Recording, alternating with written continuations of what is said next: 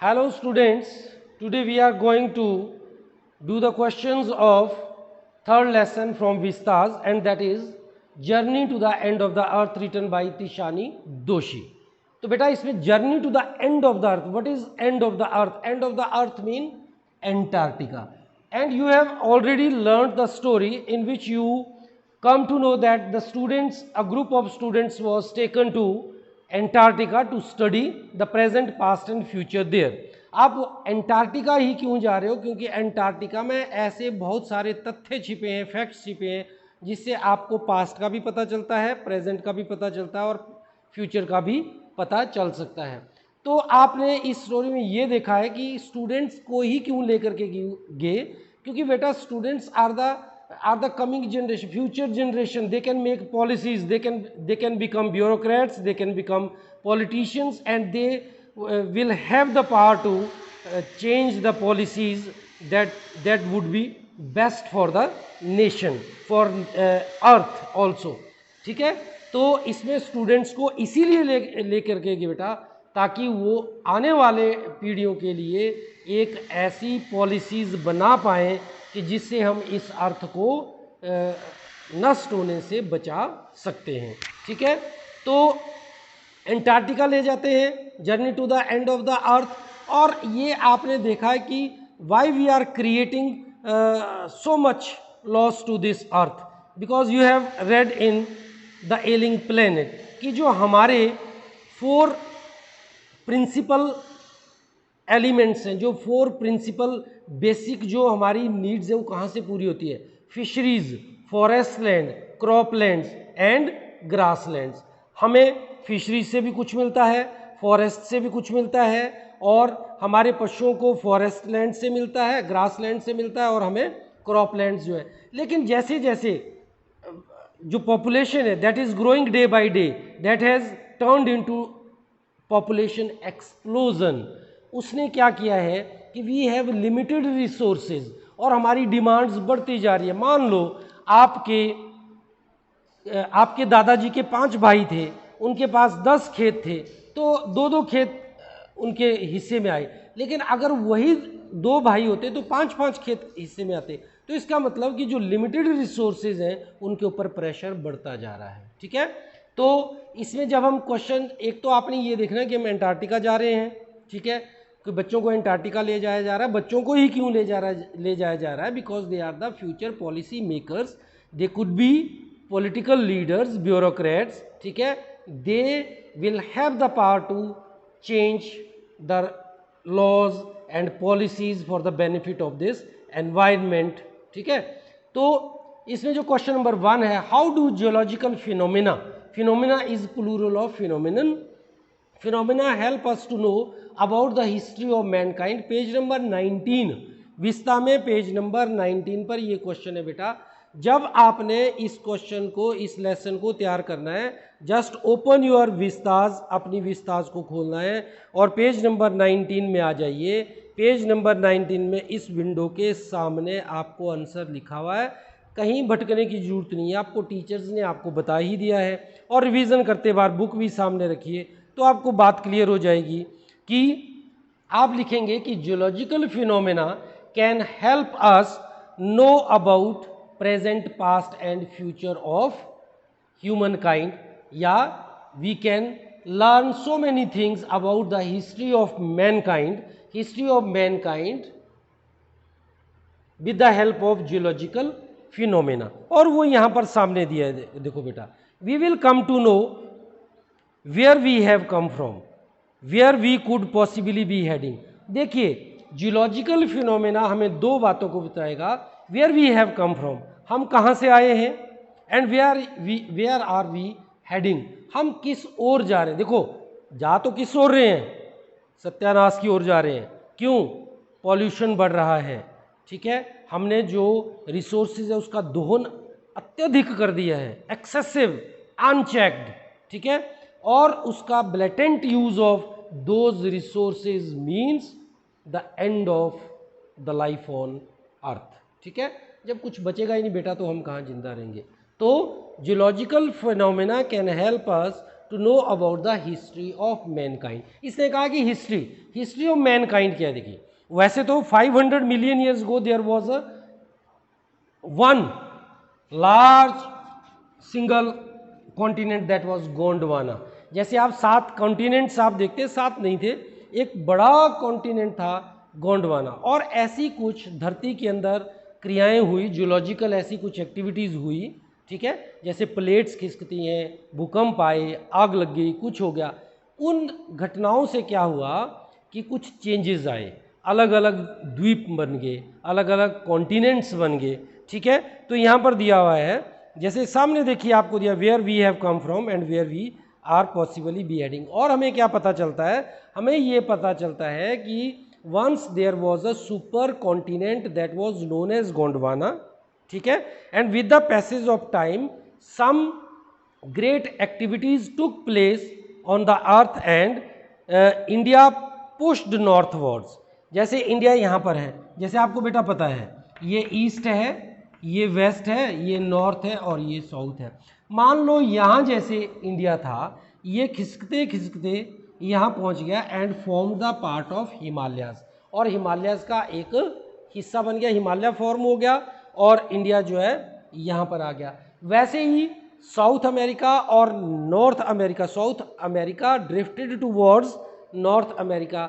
तो आपने क्या क्या हिस्ट्री में, आपको हिस्ट्री के बारे में पता चलता है कि एक तो ये कि there was a super continent named Gondwana from where we have come and where we are heading, ये बात पता चली। फिर कि India pushed northwards forming the Himalayas, और खिसकते खिसकते आ गया और हिमालय भी फॉर्म हो गया और वहाँ पर इंडिया पहुँच गया, और South America drifted off to join North America.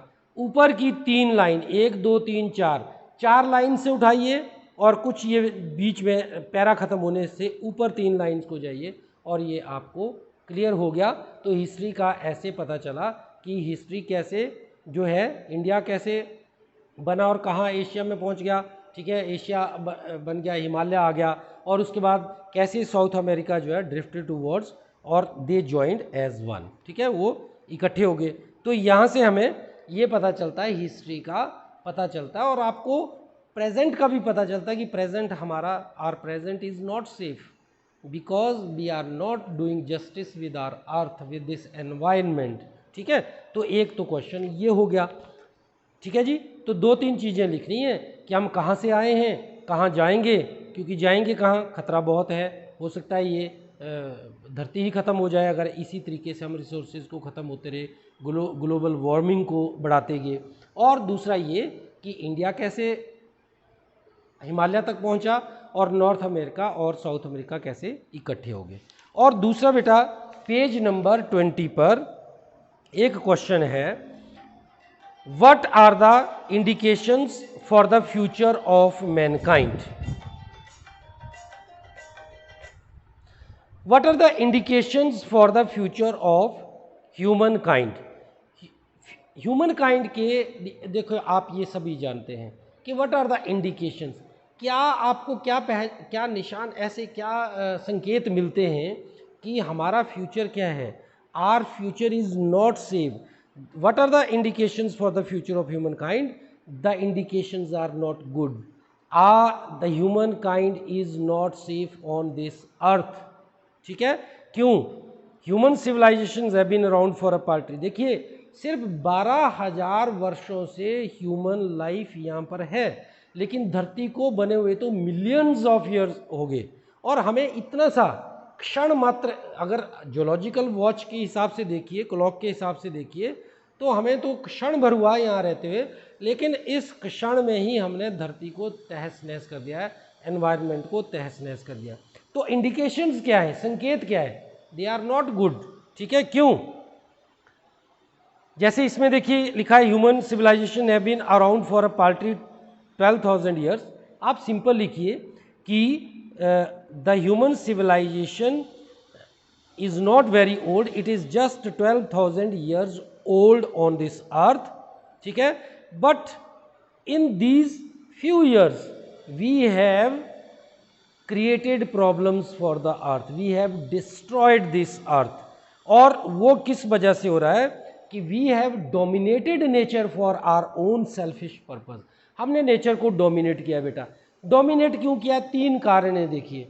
Number 1, population growth. ठीक है, एक चीज देखो 3 ही चीजें जिससे हमने सारा कुछ गड़बड़ कर दिया। Population growth, number 2 we have destroyed forests, ठीक है, and blatant use of, careless use of fossil fuels. 3 ही चीजें लिखनी है बेटा, 3 चीजों को अपने दिमाग में रखना है। Population growth, when there is population growth the resources, there will be scarcity of the resources. Resources नहीं मिलेंगे, एक चीज को मांगने वाले करोड़ों हो जाएंगे। ठीक है, पानी पूरा नहीं होगा, रिसोर्सेज पूरे नहीं होंगे, हमें जंगल से कोई लकड़ी नहीं मिलेगी, खाद्यान्न पूरे नहीं होंगे, फूड पूरा नहीं होगा। तो one is population growth, another one is destruction of forest. ये इसकी वजह से क्या हुआ है, the wild life is on the verge of extinction, खत्म होने वाले हैं। ठीक है, वो एक्सटिंक्ट हो जाएंगे, खत्म हो जाएंगे वाइल्ड लाइफ। जैसे जैसे आप जंगलों को खत्म करोगे वाइल्ड लाइफ खत्म हो जाएगी, वाइल्ड लाइफ खत्म हो जाएगी, प्लस जब फॉरेस्ट नहीं होंगे, हवा नहीं चलेगी, ग्लोबल वार्मिंग बढ़ेगी। एक और ग्लोबल वार्मिंग का कारण है फॉसिल फ्यूल्स, टेम्परेचर बढ़ता जा रहा है। और फॉसिल फ्यूल्स को हम इतना यूज कर रहे हैं, बर्निंग ऑफ, ठीक है, careless burning, blatant burning of fossil fuels causes what, global warming. Global warming बढ़ेगी बेटा। ठीक है, तो फॉरेस्ट वैसे ही नहीं होंगे और फॉसिल फ्यूल्स जलाएंगे तो ग्लोबल वार्मिंग बढ़ेगी। ग्लोबल वार्मिंग बढ़ेगी, टेम्परेचर बढ़ेगा, टेम्परेचर बढ़ेगा, एंटार्क्टिका विल स्टार्ट मेल्टिंग। हो गया है मेल्टिंग से क्या होगा, पानी का स्तर इतना बढ़ जाएगा, बाढ़ आ जाएगी। बाढ़ आने से क्या होगा, काफ़ी शहर जो समुद्री तट पर है वो गायब हो जाएंगे। और ग्लोबल वार्मिंग के कारण बहुत सारी स्पीसीज अपने आप को सर्वाइव नहीं कर पाएगी। तो what are the indication for the future of mankind? The indications are not good, they are very dangerous, because with the increasing population and destruction of forest and unending blatant careless burning of fossil fuels, we have created so many problems for the environment. ठीक है, global warming is increasing, resources are diminishing very fast. okay, जो ice shelves हैं they are breaking and glaciers are receding.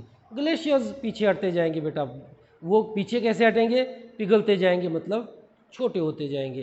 तो future जो है हमारा future safe नहीं है। Our future is not safe on this earth due to human activities. ठीक है, फुलिश ह्यूमन एक्टिविटीज़ के कारण हमारा फ्यूचर सेफ नहीं है। उसके बाद बेटा understanding the text, reading with insight में 3-4 क्वेश्चन है। Number 1, the world geological history is trapped in Antarctica, how is the study of this region useful to us? The study of this region, this Antarctica is very useful to us. क्यों? क्योंकि बर्फ के नीचे ऐसे ऐसे historical, ऐसे ऐसे records दबे पड़े हैं, जब उनको हमें पता लगेगा, उनसे क्या हमें पता चलेगा कि अर्थ कितनी पुरानी है और ह्यूमन बींग्स, हमारी सिविलाइजेशन कितनी पुरानी है। और अगर आज वहाँ पर जाकर के हमें स्टडी से पता चलेगा कि अगर आज ग्लेशियर यहाँ तक है, कल यहाँ तक पहुँच गया, इसका मतलब खतरा है, ये कभी भी ख़त्म हो सकता है और जो हमारी लाइफ है अर्थ पर वो ख़त्म हो सकती है। तो एक तो हमें वहाँ पर जा कर के क्या होगा, ये यूज़फुल है जब हम उस स्टडी वहाँ पर स्टडी करेंगे कि ग्लोबल वार्मिंग के कारण हो रहा है। Global warming is causing all these problems for us, for the coming generation. तो हम उसको कंट्रोल करना शुरू करना पड़ेगा। अपने आप के सर्वाइवल के लिए हमें कुछ ना कुछ कदम उठाने पड़ेंगे, पॉलिसीज़ बनानी पड़ेगी। फिर है what are the just greens reasons for including high school. High school के स्टूडेंट्स को इंक्लूड क्यों किया अपने इस प्रोजेक्ट में उन्होंने? इसलिए क्या बेटा, क्योंकि जो स्टूडेंट्स हैं they are the future of coming generation, they are the coming generation, they are the future of coming generation. वही फ्यूचर है they will make policies, they will be policy makers, they will be bureaucrats, they will be officers, they will be political leaders who could make policies for the benefit of this environment, this earth and wildlife. ठीक है, तो इसलिए उन बच्चों को वहां पर ले जाया गया. Take care of the small things and the big things will take care of themselves. कितनी अच्छी बात लिखी है बेटा. हम छोटी छोटी बातों को बोलते हैं, हमने यहाँ पर प्लास्टिक का लिफाफा फेंक दिया, यहाँ पर कूड़ा कचरा फेंक दिया, मेरे अकेले करने से क्या होगा. जब 1,00,000 लोग ऐसे सोचेंगे, फिर 1 मिलियन सोचेंगे, मतलब 10 लाख सोचेंगे, 1 करोड़ सोचेंगे, और जैसे ये सोचते जाएंगे तो वो ढेर लग जाएंगे एक दूसरे. हम सोचेंगे मेरे अकेले करने से क्या होगा. Take care of small things. And what are those small things? First of all we will have to make policies to control population explosion, population growth. These are the small things. Control the population growth. Stop destroying forest. Forest को destroy करना, नष्ट करना बंद कर दो. ये छोटी छोटी चीजें हैं. And judicious use of fossil fuels. बड़े अक्लमंदी से फॉसिल फ्यूल्स को यूज करना है. जैसे हम बोलते हैं हम कार पूलिंग करते हैं, ऑफिस में 15 टीचर हैं, एक ही जगह से आ रहे हैं, स्टूडेंट्स हैं एक ही. आपके पेरेंट्स के पास इतना पैसा हो सकता है कि अगर आपकी 60 की क्लास है, 60 के पास बाइक हो सकती है, पर बेटा अगर वही 60 लोग एक बस में आ जाते हैं, 60 लोग बस में बैठ करके आ जाते हैं, तो कितना फ़ायदा होगा, कितना फ्यूल्स बचेगा हमारा. ठीक है, तो इन फॉसिल्स फ्यूल्स को हमें बचाना होगा, जंगलों को भी बचाना होगा. These are the small things. Take care of the small things. When we will think about controlling population growth and we will save forests, we will plant new trees, and when fossil fuels will be used very judiciously, very carefully, the big changes will then come. Big changes कैसे आएंगे? Wild life बचेगी, ठीक है, resources बचेंगे, और global warming से ये जो रिसीडिंग ग्लेशियर्स है दे विल बी प्रोटेक्टेड. सब कुछ ठीक हो जाएगा. टाइम लगेगा, लेकिन छोटी छोटी चीज़ों को कंट्रोल करना पड़ेगा. उसके बाद है बेटा, why is Antarctica the place to go to understand the earth's present, past and future. Past देखिए, एंटार्क्टिका जाकर के आपको पास्ट, प्रेजेंट और फ्यूचर का पता कैसे चलेगा. पास्ट का आपको पता लग गया कि there was a super continent Gondwana. ठीक है, with the passage of time different continents came into existence. And what happened, India कैसे pushed northwards and South America joined North America. ये पास्ट के बारे में पता चल पड़ा. प्रेजेंट का क्या पता चल रहा है, वहां जाकर के आपको पता चलेगा कि अरे बाबा, these glaciers are receding, they are going back, they are melting, the ice shelves are not safe, they are melting very fast. तो प्रेजेंट का पता लगा कि हमारा प्रेजेंट जो है ये काम हो रहा है यहाँ पर, क्योंकि हम प्रेजेंट में क्या कर रहे हैं, पॉपुलेशन ग्रोथ के लिए जिम्मेवार हैं, डिस्ट्रक्शन ऑफ फॉरेस्ट के लिए. सारा कुछ घूम फिर करके वहीं पर क्वेश्चन आ रहे हैं. सिर्फ 4-5 चीज़ें याद रखनी है. और फॉसिल फ्यूल्स को हम at present we are not using these fossil fuels very carefully, ठीक है, जुडिशियसली, प्रूडेंटली. तो अब उसमें क्या है, फ्यूचर का कैसे पता लगेगा, फ्यूचर इज़ नॉट सेफ. तो वहाँ जा कर के पता लगेगा कि अगर 100 साल पहले ग्लेशियर यहाँ था और आज 100 साल के बाद ग्लेशियर यहाँ पहुँच गया है, तो अगले 100 साल या मिलियंस ईयर्स में ऐसे पहुँचेगा, तो it means the future is not safe.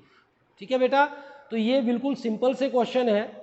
ठीक है, तो आप अपने आप देखिए, आप अपने गांव की नदी में, आप अपने आप सोचिए, जो लोग शिमला डिस्ट्रिक्ट्स के हैं वो अपने आप सोचिए, 20 साल पहले हम लोगों को वहाँ पर गर्मी नहीं लगती थी. हम लोग कभी भी घरों में पंखों के लिए जगह नहीं रखते थे. लेकिन अब जब लेंटर डालते हैं, पहले तो टीन वाले घर होते थे, लकड़ी के घर होते थे, लेकिन अब बेटा जब जिस दिन धूप निकलती है बहुत ज़्यादा गर्मी हो जाती है, और शिमला, प्रॉपर शिमला में भी लोग फ़ैन लगाने के लिए मजबूर हो रहे हैं. तो आपको अपने आप लग गया पता, पास्ट का भी पता कि फ़ैन नहीं लगते थे, प्रेजेंट का पता है कि फ़ैन लग रहे हैं, तो फ्यूचर में क्या होगा, एसी भी लगेंगे भैया. और ऐसे ही ग्लोबल वार्मिंग बढ़ती जाएगी. सेब की फसल के लिए नुकसान होगा, बाकी फसलों के लिए नुकसान होगा. वैसे हमें यहाँ पर है, जैसे हमीरपुर डिस्ट्रिक्ट है, कांगड़ा है, पहले गर्मी 30 डिग्रीज होती थी, अब 40 तक पहुँच रही है, 48 तक पहुँच. तो हमें पता है, तो फ्यूचर में क्या होगा आप बता देंगे। आप अपने गांव की नदी के पास जाइए, आपको ऐसा लगता है हमें निशान, हमारे पेरेंट्स बताते, आपके मम्मी पापा बताते होंगे क्या, जब बारिश होती थी तो इस नदी में पानी ये इस पत्थर तक आता था ऊपर तक, लेकिन आजकल तो आता ही नहीं है। ठीक है, गर्मियों में ये नदी भरी रहती थी, लेकिन गर्मियों में या सर्दियों में ये नदी, गर्मियों में तो चलो पिघल करके ग्लेशियर आते हैं, लेकिन सर्दियों में पानी कम होता जा रहा है, धीरे धीरे धीरे धीरे पानी कम होता जा रहा है। क्यों होता जा रहा है कम? कोई नदी नहीं चूस रही है उस पानी को। इस नदी के ऊपर काफ़ी लोग डिपेंड हो गए हैं, बारिशें कम हो रही हैं, बर्फ़ अगर कम पड़ेगा ग्लेशियर नहीं बनेंगे, ग्लेशियर तो पिघल ही रहे हैं, वो कम हो रहे हैं। दूसरा, आबादी इतनी बढ़ रही है, उसी नदी से सब पानी पी रहे हैं, उसी नदी से सप्लाई, वाटर सप्लाई हो रही है। तो फ्यूचर बेटा हमें क्या, आज 5 बाल्टी पानी की मिलेगी, अगले साल 2 बाल्टियाँ मिलेगी, फिर 1 भी बाल्टी नहीं मिलेगी। ठीक है, तो ऐसा आप अपने आप बोल सकते हो कि हाँ ये तो हम अपने आप पता लगा सकते हैं, नदी को देख के पता लगा सकते हैं, एंटार्क्टिका को देख के पता लगा सकते हैं। तो I hope you will have you have understood all these things. और बिल्कुल ईजी से पढ़ना है, आपके बुक के सामने क्वेश्चन मिल रहा है, वहाँ से देखिए, इन चीज़ों को समझिए। Thank you, all the best. Date sheet आ चुकी है। First 3 lesson from 1 book, first 3 from Vistas, first 3 from Flamingo and 2 poems, बार बार बोल रहा हूँ। बाकी रिपोर्ट राइटिंग, पैराग्राफ राइटिंग वैसे ही है +1 की तरह। एक lost and found, advertisement, these 2 और 3 थिंग्स आर न्यू, वो 5 मार्क्स की है, वो आपको हर घर पाठशाला में बार बार दिखाई गई है। आजकल फिर से रिवीजन चल रहा है। I hope you will enjoy each and everything. अच्छी तरह से ये नहीं सोचना कि टेस्ट ऑनलाइन होगा या ऑफलाइन होगा, जैसे भी हो अपने आप लिखना है। आज से ही लिखने की कोशिश करिए, हर सब्जेक्ट के क्वेश्चन अपने आप लिखिए, मम्मी पापा के सामने बैठ करके लिखिए। You will enjoy each and everything. Thank you, all the best.